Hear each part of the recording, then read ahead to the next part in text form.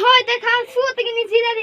अरे उठी पढ़ाई ना बिना पढ़ाई ले सूत के नहीं उठी नहीं।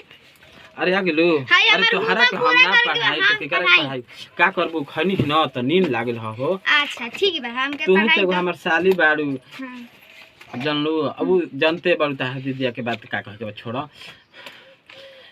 ठीक बा हाय हमारे के बताओ ना तो निकाल लिखल बा समझ में। अब बढ़िया से ध्यान से पढ़ी हो ई ना कि खाली कहतनी समझ में नहीं आवत। अब बढ़ लिख लेबू तो बढ़िया तारा के नौकरी उकरी लगवा देबी जानलू। ठीक पढ़ बढ़िया से तो हाय का लिखल बा समझ में आता है नहीं के पता ना कैसे लिखल बा तो राव के उठाई नहीं पढ़ाई खाती ना क्या करबू हमारा नींद लागत ना ये से हमारा अब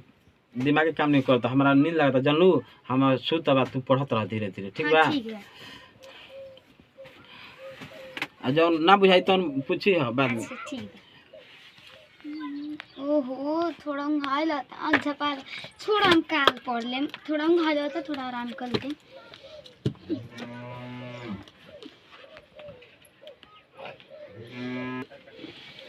ओहो नींद नहीं करना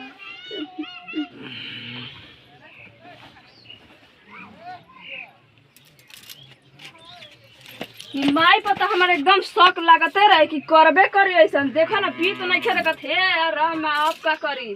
बीत नहीं खे देखो त लेके सुतल पिया अजी उठी त रो कैसे सुतल बनिया अरे वो के हम सही में सोच नहीं कर रहे तो कुछ के जरूर फूट बटुए तो बटबे कइल बटुए का बात रे कार बड़ाता नहीं का हो गइल ये जी पढ़त रही थोड़ा घाय लाग गेल त फूद गिन दवा ये महारानी तू तो बोला जी तारा का बोल रे बहुत गलती कर देनी कि तू हमें पति के लेके हड़पल चाहत और तारा कुल हम जान ई का तू का करता रे बहरा नहीं करत रे वो गोड़ फेंक के सुत तोरा नहीं चुप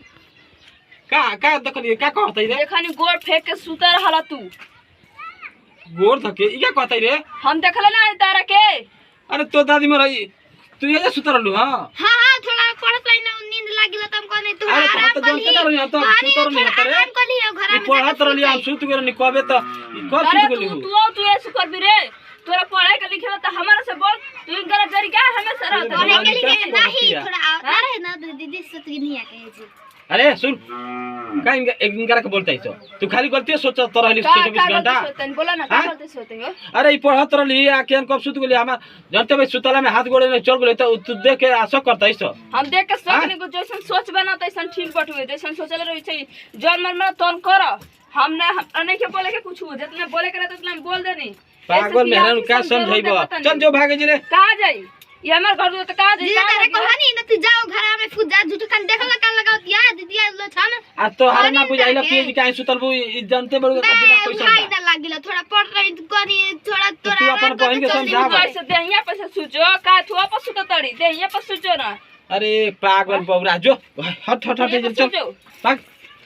हे भगवान जो खोपड़ा के मेहरान भी के आदमी के ना समझावा जाला एकर कबो समझाइबो तो करत रहती है झूठो के हमरा पाके आ तो हर ना बुझाइला कि हे जे सुत गेलू तार ना जाके ओइ जे सुतेला अरे हम कनी थोड़ा आराम करके घर में जाके सो जेब दीदी वाला अब नींद लाग गेल हत रात में हमरा से के कैसे तारा पर गोड़ बिया गेला उहे देख लेल बिया कर चीन हो गइल अब का करबू चलो हम समझा दे बाद में हां चलो